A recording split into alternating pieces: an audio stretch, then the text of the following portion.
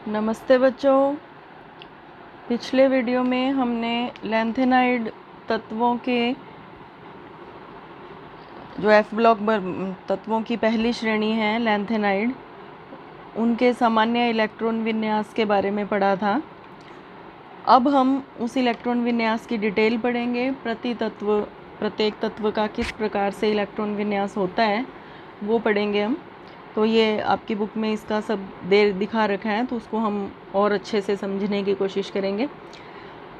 Lanthanide तत्वों की शुरुआत होती है सीरियम से ल्यूटेशियम तक 14 तत्व होते हैं ये।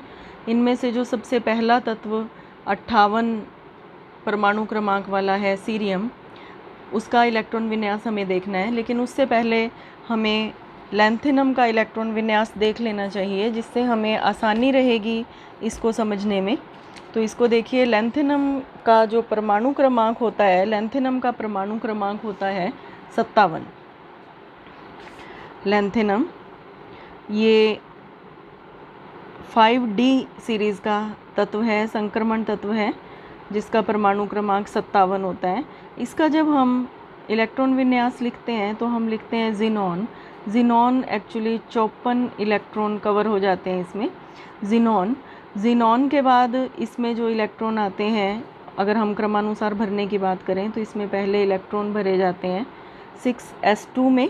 उसके बाद इसमें एक इलेक्ट्रॉन भरा जाता है 5d1 में, और 4f में इसमें कोई इलेक्ट्रॉन नहीं होता। ये है लैंथेनम, देखिए आपकी बुक में इसमें दिखा रखा है। इसके बाद सीरियम की बात करते हैं हम।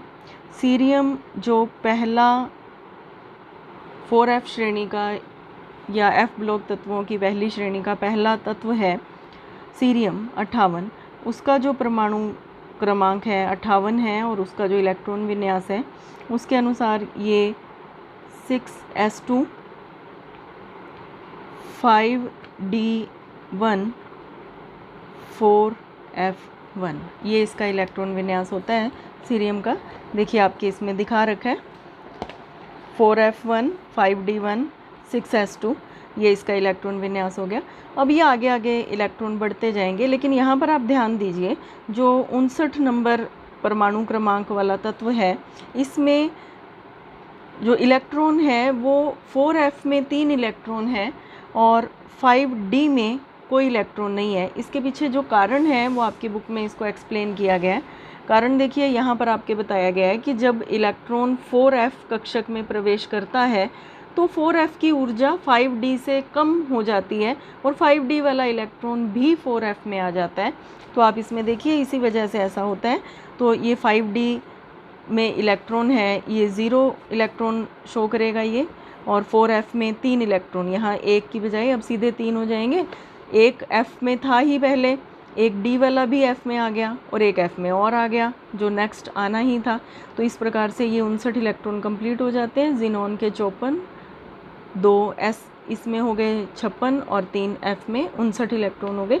तो इस प्रकार से आगे बढ़ते जाएंगे, बिल्कुल इसी तरह से सेम d 0 ही रहेगा और electron f4 f5 f6 f7 तक इलेक्ट्रॉन भरे जाते हैं। अब यहाँ पर देखिए गैडोलिनियम, इसमें कुछ विभिन्नता आएगी। 64 इलेक्ट्रॉन इसका परमाणु क्रमांक है। इसमें क्या होगा कि इलेक्ट्रॉन वापस d1 में एक इलेक्ट्रॉन आ जाता है। उसके पीछे कारण क्या है? होना तो ये चाहिए था कि f7 से f8 हो जाता, लेकिन आपको पता है कि अर्धपूरित कक्षकों का स्थायित्व ज़्यादा होता है।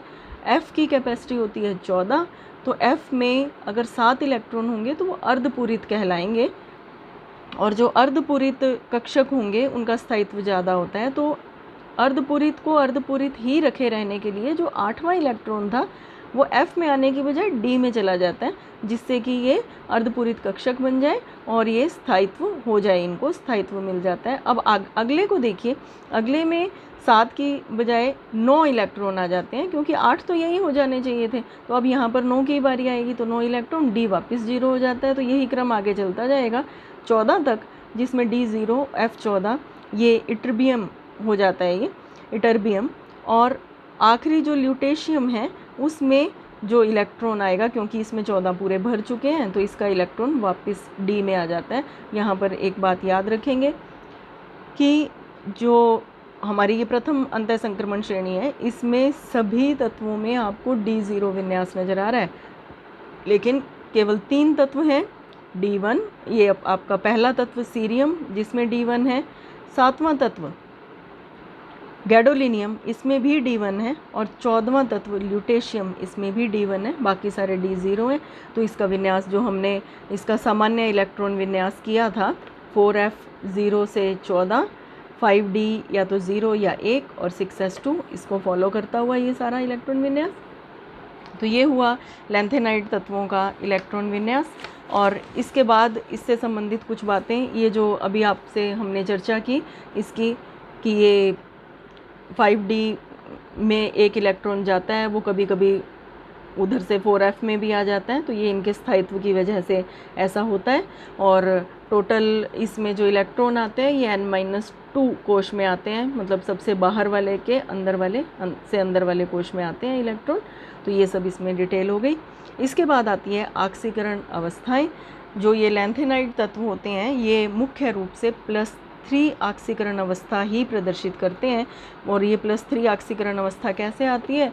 +3 ऑक्सीकरण अवस्था के लिए 2 इलेक्ट्रॉन तो 6s से लिए जाते हैं, और जो तीसरा इलेक्ट्रॉन है या तो D से ले लिया जाता है या फिर F से ले लिया जाता है। लेकिन इसमें टोटल मुख्य रूप से जो आपकी रहेगी ऑक्सीकरण अवस्था वो +3 ही रहेगी।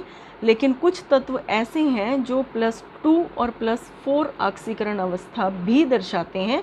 वो इन ऑक्सीकरण अवस्थाओं को इधर देखिए, कुछ तत्व ऐसे हैं जो +2 और +4 ऑक्सीकरण अवस्थाएं भी दर्शाते हैं। इन्हें असंगत ऑक्सीकरण अवस्था कहते हैं। ये टर्म आपको ध्यान रखनी है, असंगत ऑक्सीकरण अवस्था। लैंथेनाइड तत्वों में असंगत ऑक्सीकरण अवस्था से क्या अभिप्राय है? असंगत ऑक्सीकरण अवस्था का अभिप्राय है कि मुख्य रूप से लैंथेनाइड तत्व +3 ऑक्सीकरण अवस्था दर्शाते हैं, लेकिन कुछ तत्व +2 या +4 ऑक्सीकरण अवस्था भी दर्शाते हैं। उसके पीछे कारण क्या है? जब कभी 2 इलेक्ट्रॉन या 4 इलेक्ट्रॉन के त्यागने पर रिक्त, अर्धपूर्ण या पूर्ण भरे 4f उपकोष प्राप्त होंगे तो +2 या +4 ऑक्सीकरण अवस्था भी ली जा सकती है। इसके उदाहरण है यूरोपियम और इटर्बियम। इनमें क्या होगा? जो यूरोपियम है, ये 2 तरह के उदाहरण है, पहले हम इसका देख लेते हैं, सीरियम का देख लेते हैं। सीरियम और टर्बियम ये दोनों +4 ऑक्सीकरण अवस्था दर्शाते हैं, क्योंकि +4 ऑक्सीकरण अवस्था या 4 इलेक्ट्रॉन के त्यागते ही सीरियम तो 4f0 हो जाएगा, और जो टर्बियम है वो अर्धपूरित मतलब 4f7 को प्राप्त कर लेगा 4 इलेक्ट्रॉन को त्यागते ही। इसको देख लेते हैं।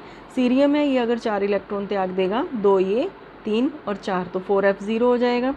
जो टर्बियम है वो अगर अपने 4 इलेक्ट्रॉन त्याग देता है, 2 यहाँ से और 2 यहाँ से, तो 4f7 अर्धपूरित उपकोष 4f उपकोष प्राप्त हो जाता है। तो जिस वजह से ये +4 ऑक्सीकरण अवस्था इसकी स्थायी हो जाती है। ऐसे ही आपकी बुक में एग्जाम्पल दे रखा है इसका यूरोपियम और इटर्बियम का, ये +2 ऑक्सीकरण अवस्थाएं दर्शाते हैं। तो देखिए यूरोपियम में क्या होता है, जो यूरोपियम है ये जब 2 इलेक्ट्रॉन त्यागेगा तो 2 इलेक्ट्रॉन त्यागने के बाद इसमें 7 इलेक्ट्रॉन होंगे F उपकोष में, तो ये अर्धपूरित हो जाएगा।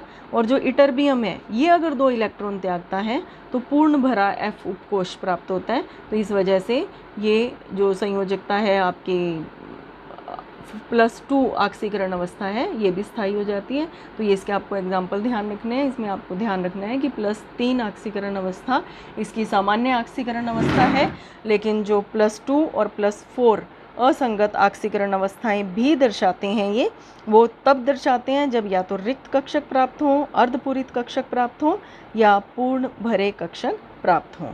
बाकी हम अगली वीडियो में करेंगे। Thank you.